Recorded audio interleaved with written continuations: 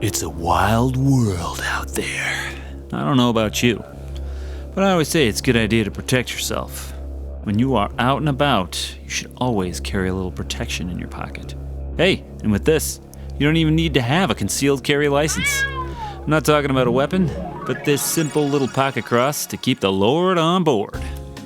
These are simple to create, make wonderful gifts, and quite possibly keep vampires at bay. So WWJD, bro.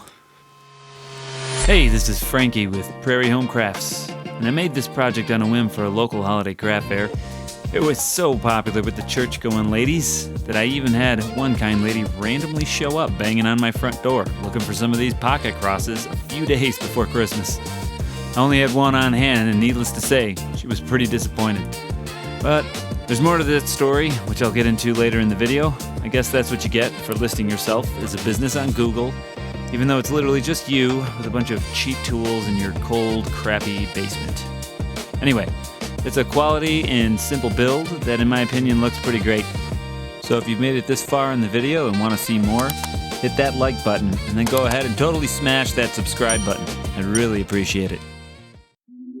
Okay, any 1/4 inch stock will do for this build that is at least 1.5 inches wide and as long as the amount of crosses that you want to make. I chose this 1/4 inch by 1.5 inch by 36 inch board that I got from Home Depot for around $3. If I use this entire board, I could make somewhere between 40 and 50 crosses with this template here that I've created. I will provide a download link of the PDF file template below for you to download if you would like to use it and give this project a try. Just print it out on a standard piece of paper and cut it out to the width of the board you are using. In this case, I cut right up to the edge of these crosses, which measures out to the 1.5 inch height of the board that I'm using. The distance between the dash lines on the template should be exactly 2 inches. And as you can see, the template fits nicely on this board, and each one of those strips of the template contain 14 crosses, with a total of 7,336 crosses per template. Actually, just 56, in case you were counting. And I'm snipping off those ends just so I don't waste material when I put this on the board. Alright, see that? And that? Trash! Throw it out. Keep calm and keep your shop clean, friends. And for this next part, we need to get our template glued nicely to this piece of wood. And I strongly recommend this repositionable spray adhesive. Scotch makes it. There's some others out there. They're a little expensive, but they are pretty great because they don't really leave any residue later. So we're gonna give it a good shake, lay down some paper, and spray about 8 to 12 inches away. You'll notice if you go too close, that paper will blow around a little bit, so we don't want that to happen. Make sure it's coated really nicely. Then we've got to wait about a minute or so for that thing to get a little tacky. And you'll know it's tacky when you touch it with your finger and it sticks nicely to it.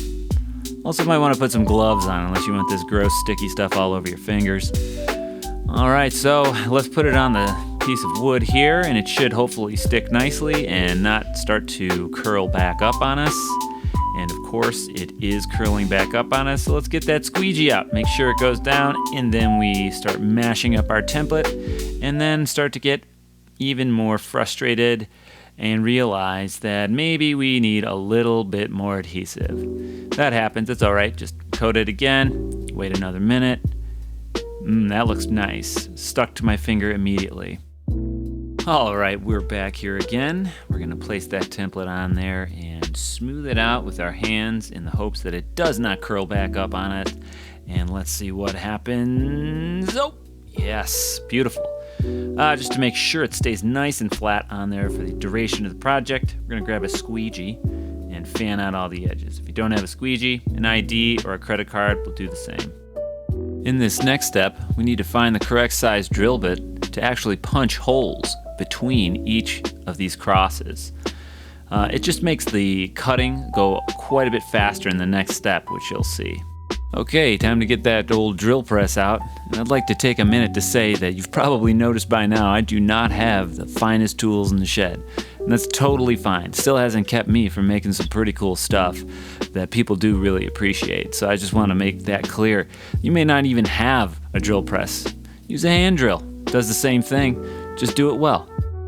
So before I drill these holes, I'm going to grab a piece of scrap wood and put it underneath my project so that when I drill through, I am not going to have any tear out that will ruin each of these crosses. Now, where you're drilling is right in that space between the crosses. And the purpose of this is that we're actually going to cut these out on the bandsaw. And if I wanted to make those sharp turns on a bandsaw, I would either ruin my bandsaw blade or destroy this piece. So allow me to be facetious for a minute when I say you've probably noticed this beautiful workbench I have here, which is actually like the 1950s era kitchen cabinetry that came with this house when I bought it. So when I redid the kitchen, I threw this downstairs in my basement. Been there ever since. It makes a great workbench and comes with this pull-out cutting board that I don't think anybody's ever actually cut anything on.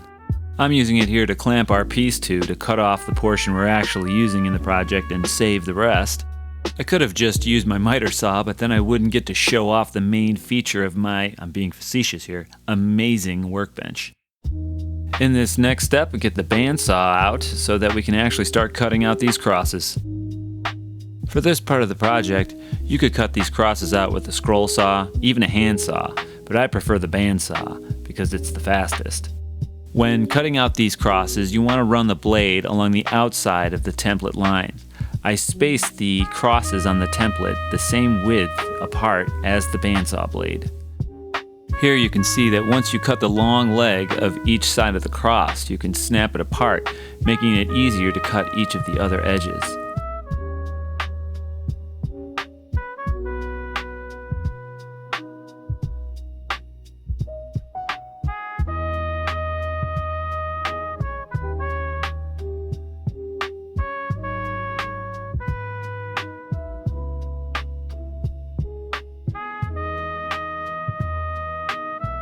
Now I found when I'm doing this project and I want to cut out a lot of these crosses, I just stay on one side of the template and I do every single parallel cut up and down the entire side until they're all done.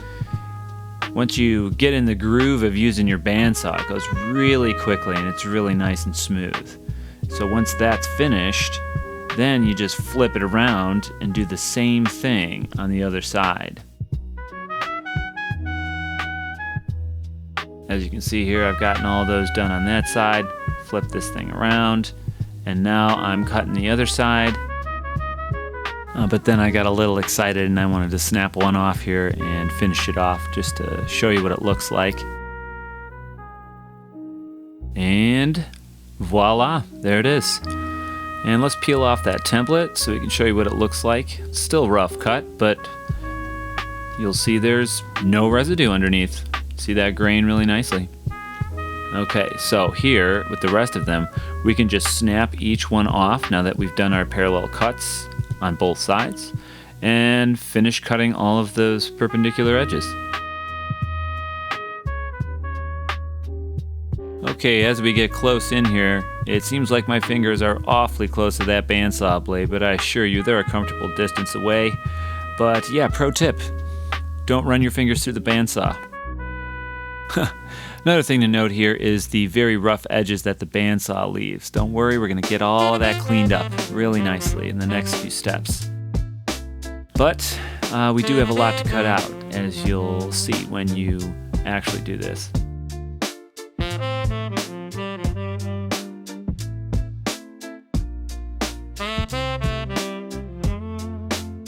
So here we are, all 14 crosses cut out, and here I attempt to peel off some of the templates. I'm not going to bore you with all of it, but some come off easier than others.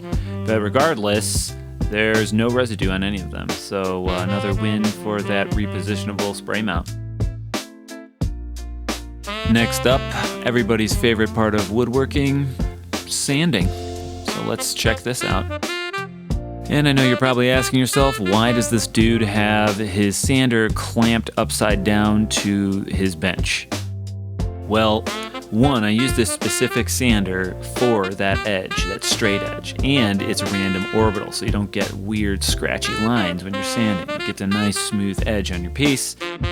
Also, I haven't found a quicker way to do this because sanding all of these tiny little things takes a while if you're using just hand sanding.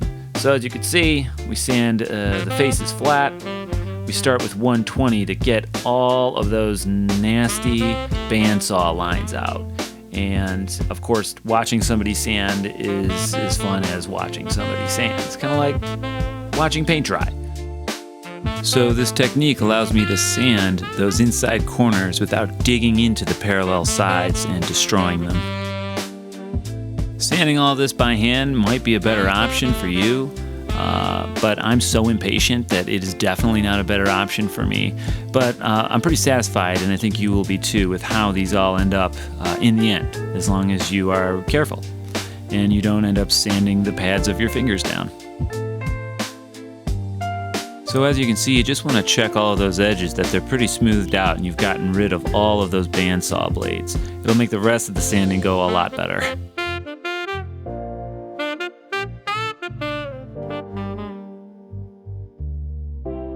So if you're like me and you buy the sandpaper that doesn't have the proper holes in it for dust collection, just grab a screwdriver and mash up your sandpaper like I do. Works great. And for more facetious pro tips, just keep watching. You may have noticed I've used the word facetious 3 times already in this video. Let's just say, this video was brought to you by the word facetious.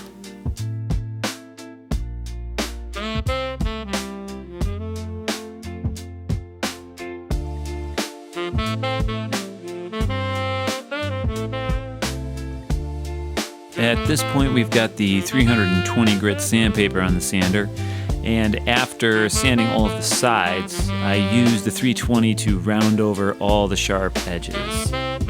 I only do this on the 320 grit sandpaper because if I used anything rougher, it would really grind into the shape of the cross and kind of ruin it. So I don't recommend doing this on any larger grit than 320 or below.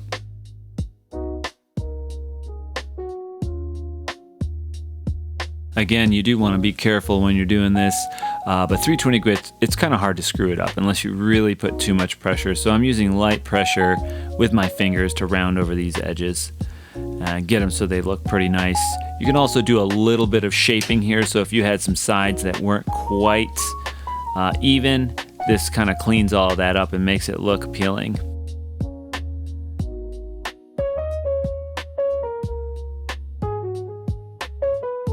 Alright, well this cross is starting to look good, so let's move on to the next step.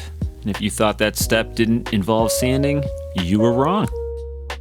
So I like to use these drywall sanding sponges that have the angles for getting into the right angles and corners, because they're great for doing just that, getting into the inside corners of these crosses where you can clean up any of the edge that you didn't quite get with the sander. Also, you can dig these into the sanding block here for the rounded over edges, and it won't destroy anything. It just smooths them out really nicely. Considering it's only a 320, it's not going to destroy any of the figure of the piece you're working with. Okay, finally, sanding's over, and on to the fun part with attaching the key rings. I will leave an Amazon link below if you want to purchase the same ones I used in this project.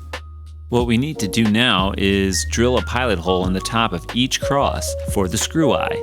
If you try to install the screw eye without drilling a pilot hole, you will most likely split the cross.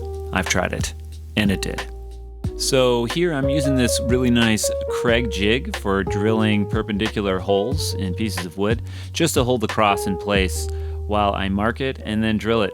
You could do this with drilling a hole in a piece of scrap wood, but I was going to use this to actually drill the hole in the scrap wood when I realized, why don't I just use the jig? It does the same thing. So that's what I did. Alright, so what I'm using here is a 1/16 inch bit.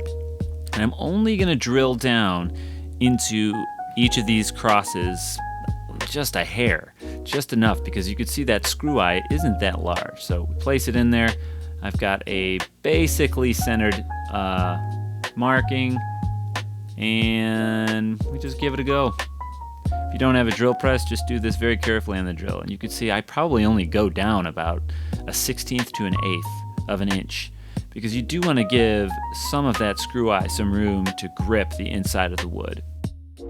So once they're all drilled out, just grab a cross and a screw eye and start screwing it in by hand, and you'll see that the wood won't split and you'll get a good start on the screw eye before I recommend grabbing some needle nose pliers and screwing it in the rest of the way so that the circular part of the screw eye is about flush with the top of the cross.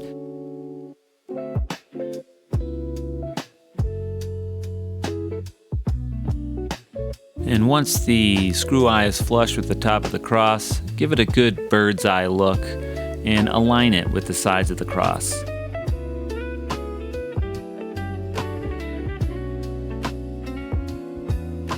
To complete the installation of the keychain, we're going to grab the jump ring with the needle nose pliers and feed it through the last ring of the keychain, and then feed it through one of the spring eyes on the end of the cross. And then all you have to do is take your needle nose and crimp it closed like so. Give it a good extra smash so that it's nice and flush. And voila, keychain. And you've probably noticed by now that there are only 7 there. I took 7 of the original 14 so that I could quickly get through this project to make this video. And here we are at the final boss. What we're gonna do is grab a dowel rod or something like that, and we're gonna clamp it to something elevated, in this case my drill press, because we're gonna finish and then hang the keychains from it to dry. In this case, I use Tung Oil. I like to use this on small pieces, something that I like the grain of the wood to show through. Tung Oil has low VOC and it's pretty easy to use. So I pour it into this little measuring cup with the spout for a reason. You can see I've got my gloves on and I just dip it in there and get it nice and soaked because you want to let that Tung Oil soak in for a good 5 to 10 minutes before you end up wiping it off. And don't worry about getting finish on the metal keychain part because it wipes right off with the towel.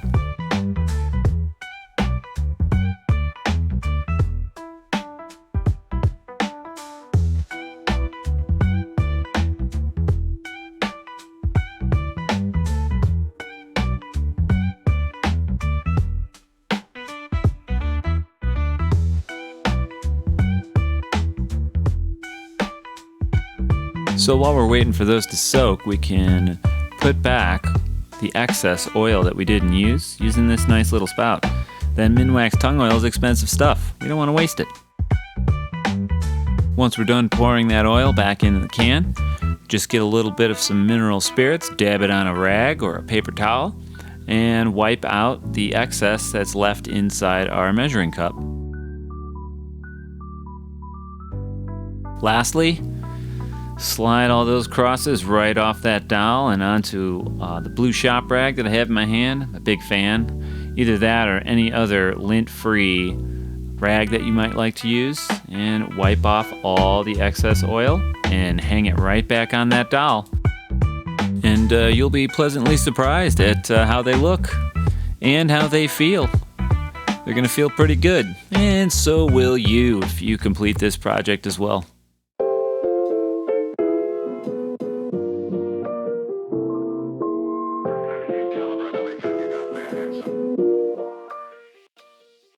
Now back to the story about that kind lady who showed up on my doorstep looking for what she thought was going to be a storefront for Prairie Home Crafts. Well, it turned out that I was already in the midst of experimenting with a bunch of crosses using a special blend of blue epoxy, which you can see here. I finished them within a few days of our meeting and called her back. She was only a 2-minute drive from my house, so I drove over and hand-delivered the crosses to her. They were to be a gift from her to her minister and other folks at her church who meant a lot to her. She was so happy that I got them to her on time that she gave me a huge hug. Well, that filled my bucket. I was so grateful to have made such a big impact on someone through my woodworking. It's one of the reasons that I wanted to make this video. This is actually my first video, so I hope you enjoyed it. And if you've made it this far, God bless you and hit that like and subscribe button. Thanks for watching.